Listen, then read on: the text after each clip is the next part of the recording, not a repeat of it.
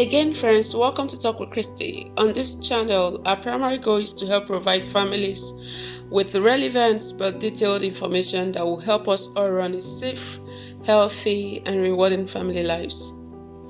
For us in Talk With Christie, a family should be a place where, first of all, love and affection is provided, protection and safety is guaranteed, where support is provided socially, physically, mentally, emotionally, financially, spiritually, and intellectually.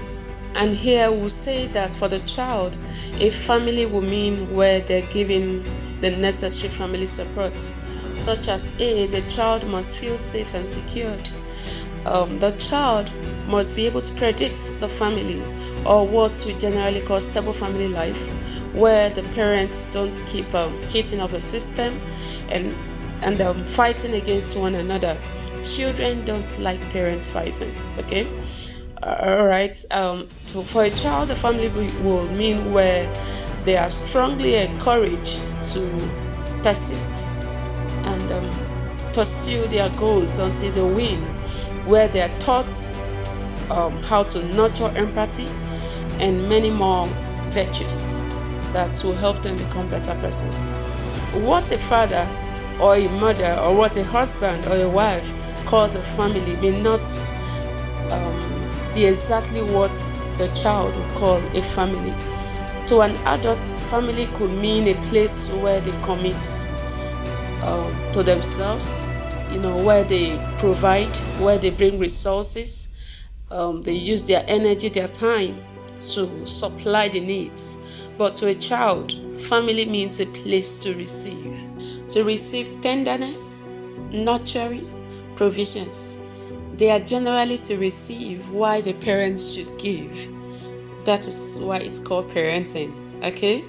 Like we mentioned in our last video, today we will continue with our topic on child abandonment. We already said that child abandonment is especially when a parent fails to provide the child with the necessary care required of a parent to his or her child. Today we'll consider the types of abandonment and what to do as correction measures if we perceive that we are found wanting in any of the underlisted points. Here on Talk With Christie, nobody is given the right to give commands. We're not here to give commands and other parents on how to raise their children. But what we're doing is a collaborative parenting. We're saying together we can build a better family and raise glorious kids as complete and wonderful individuals that we can all be proud of. Alright, we ask that like this video, share the content with family and friends, subscribe to our channel, subscribe to Talk With Christie. Do well to leave us a comment too in the comment section. We love hearing from you. Thank you. Back to our topic, types of child abandonment. We're going to go straight into that, and the very first type of child abandonment we're to look at is the physical child abandonment. Physical child abandonment could be in the form of a parent being absent from home for a longer period of time, such that the absence of this parent exposes the child to any form or any kind of harm. I know we could relate to such scenarios, okay, where the absence of a parent actually exposes the child to harm. That's child abandonment. The second form of physical child abandonment is when the parents or the guardian leaves the child, the infant, the child, the young child, the teenager, whatever, with a person or persons that are unable to give this child some form of physical protection, security, safety. Okay, when a parent leaves a child with someone that is unable to do this, okay, maybe just abandons the child, leaves the child with someone else, okay, not necessarily at home, but maybe sends the child out to, like during the seasons, like during Christmas or children holiday. Mothers, parents sometimes want their children to visit grannies, grandma, grandpa, all of those. If you are to send your child to an uncle, an auntie that is not able to give physical protection, then you are just about to abandon your child. So please, let's take caution. Then the second form of child abandonment is emotional child abandonment. Emotional child abandonment. Many parents, I should say honestly, are guilty of this, and I hope that we'll find a soft landing to accommodate these truths. Okay, the truth we're just talking about, emotional child abandonment, is something that many parents will be found wanting, and I hope that we really open our hearts. Emotional child abandonment is when a child is deprived of his or her emotional needs, such that the child is being emotionally abandoned. Nobody really knows why the child is not smiling, why the child is not happy, why the child is not flowing, why the child is withdrawn. Nobody wants to really dig into that. So we're going to give some few illustrations of how a child is being abandoned emotionally. When parents fail to take adequate or create adequate bonding time with their child or children, especially at a tender age, and help them secure a reasonable positive attachment. Okay, such things happen. Parents can get so busy, especially in this age of social media, when you don't create a reasonable positive attachment, okay, so they can really have a proper relationship with their father or mother. When parents fail to do this, the child is rather abandoned. When parents do this and they rather choose to relinquish that position God has given them in the life of a child to their maid or their nanny. Okay, when the child is crying, they say, Michael, please go to Grace the nanny, go to someone that is a nanny, go to the maid. Please, can you listen to the child? Most parents are fond of doing this. When their child is crying, when their child is frowning, when the child is not happy, when the child is withdrawn, they rather delegate someone. They relinquish that responsibility to a third party. Okay, check and know why the child is not happy. If we're sincere, most of us can really connect with those kind of scenarios. That's child abandonment, okay? When this child is not in such habits, and even when the child is in the habit of doing that, it's good that parents should seek for ways of, putting a remedy than ignoring the child. So the second form of emotional child abandonment is when the parents is available to the child, but the child can't reach the parents. Nor is the child given the privilege to express his or herself. If you are trying to understand what we mean by this, is sometimes we are in the home, parents are in the home, okay? The mom is there, the dad is there, but the personality they have, the child can't relate. The child can't open up. The child can't reach the mother or the father. The child can't really talk with the parents. Most of us have this kind of, or most of us at least, we grew up with this kind of parents, and we allow this to become part of us, and we're doing this to our children. So I want to say that anything that allows for poor or almost no parents-child relationship or no child-parent relationship is a form of emotional child abandonment. So if you didn't allow for you and your child, your son, your daughters, there is this common thing, they say, girls are for their dad, boys are for their mom. That's quite funny. Children, the boy should be for the mom and for the dad. The girl should be for the mom and for the dad, because human beings are very unique. And no matter how you've chosen your spouse, yourself, just know God chose you. Let's forget all of those drama we do. You didn't just choose your husband or your wife. It's a combination of a better you. God brought that person into your life to improve you. So when your children come, there is something you do that daddy can't do to the male or to the female child. So if you always push this child and say, it's the daddy's girl, it's the daddy's girl, it's the mommy's boy, I relate with my son some more than the father, then something must be missing in that child's life.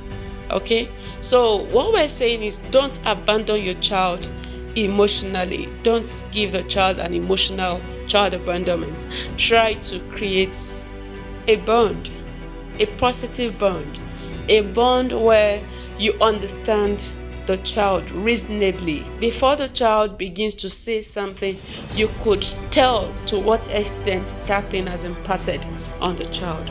I would have loved for us to go further on emotional child abandonment. I would have loved for us to address this some more, but for time's sake, I'd rather stop here. And I will encourage us to try to reach out to materials on parenting and some other materials on psychology that will help us understand what child abandonment is all about. Okay, I want us to by ourselves do a bit of research so we could help do better with our children. Okay, I would have loved for us to go into some more details about emotional child abandonment and really take a step-by-step guide into it, but it will not be possible because of time, so this video shouldn't get so lengthy. So, but there is a third aspect of child abandonment I want us to look into it, and that is a social emotional child abandonment. It's a kind of child abandonment because it presents the child with a form of denial, okay, where the parents denounce the child some other social emotional needs. So when the child is denied such needs, the child is said to have been abandoned. So the very first kind of social emotional deprivation, that's abandonment, that the child goes through, is the absence of proper sense of belongingness. There are times people, the human is a social being. So even the child too longs for a social interaction. So when the child is denied that, you see, sometimes you see children that are totally just themselves. They don't get to associate. They can't speak for themselves. When they get to a place, they're acting as if people call them all kinds of names. It's because this child has lacked a sense of belongingness. The child does not feel as if he really belongs or she really belongs to a society that accepts them or to a family that receives them. So if a child is suffering from a sense of belongingness, either in the family where the child was not fed, that's given so much of love and affection, there was no family intimacy, there was no friendship, friendliness from the parents and maybe older siblings or relatives, okay, or maybe something, parents didn't create such an interaction for the child, then this child would be longing for it. It's not like you have to introduce the child to it. Human beings are social beings, so the child will naturally long for these things, and that's why sometimes people get into all forms of vices too. You see, some children, the moment they are let out of the house, they begin to seek for the wrong association. They begin to join gangs, and do all kinds of things, okay? It's because they actually lacked that kind of association. They lacked that social, emotional interaction. Okay, so they lacked it, so they now provide it for themselves in a wrong way. Okay, the second form, or the B type of social emotional abandonment, is when parents fail to provide a path for the child to follow. When parents fail, like, we're not saying that you should try to tell your child what the child will become in life and all of this. I don't think parents really have such capacity. All we have to do is to guide the child, guide the child and help the child find a path for his or herself. Okay, there is something about that child that as the child grows, you begin to find the child's interest, talent, skills. So what you do is to help grow such giftings from God, right?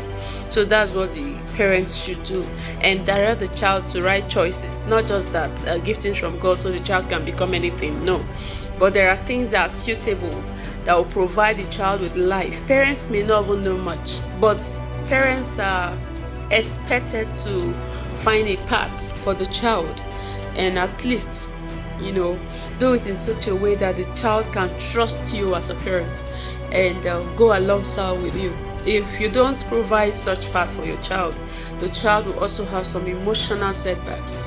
some social disconnect, and that's a form of abandonment. So we encourage parents to help their children find a path that is suitable for a child. Every child is God's his or her path. So join with the child, collaborate with the child, and create a path for that child. That's the child. I see some parents do very well. I've seen parents that their daughter or their son is a talented musician, and they begin to hire professionals to help the child build any skill at all. So you help to do this child good by bringing suitable persons into the child's life. Help the child to make right decisions with people like through that your daughter or your son will learn to make friends. Okay, your daughter or your son will get to understand that I should choose people based on what they need me for and what I can offer them, based on my services, based on my giftings, my talents, people that add to me and people I can add to. That's one way to help empower your children emotionally rather. So today we're going to end here. If there is anything we'll do on abandonment in the future, we're going to let us know. So alright, we ask that you do well to share this video with your family and friends. If it ever blessed you in any way, please do that for us. We ask that you subscribe to our channel, also hit our notification bell to stay connected with us. And one more thing, we say we love you. I particularly say I love you, and I ask that you stay blessed. Thank you.